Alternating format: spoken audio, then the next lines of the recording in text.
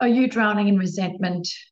Maybe you're married and you're resenting your partner for all the things that they don't do in the relationship, or you're resenting life, or you're resenting your ex.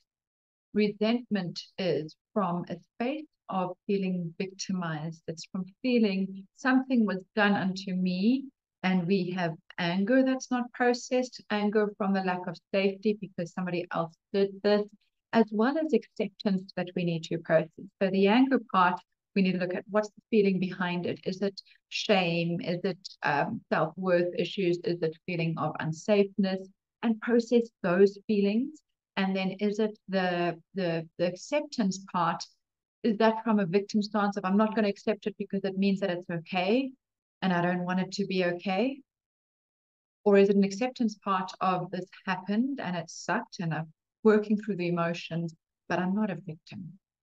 Because when we're a victim, it implies that we don't have any control.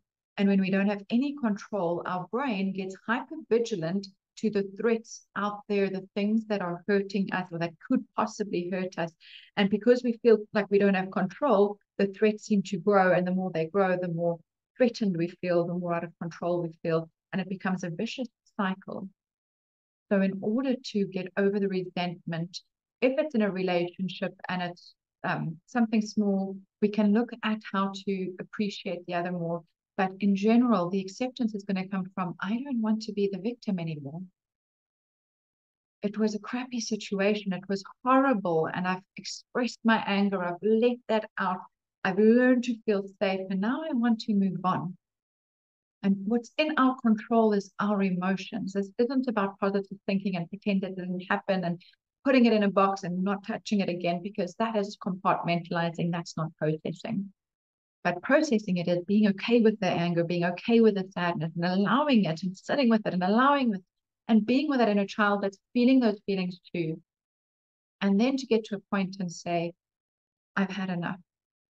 I'm not being the victim anymore. These are things I can do about it.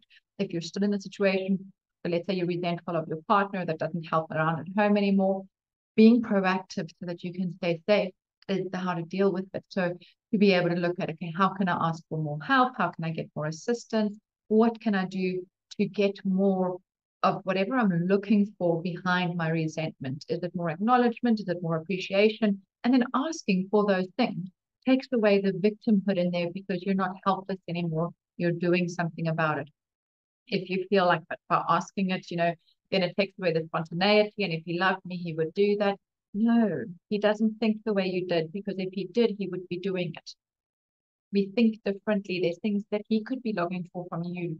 But if we don't ask for it, our partners aren't mind readers. Doesn't matter how long we've been together.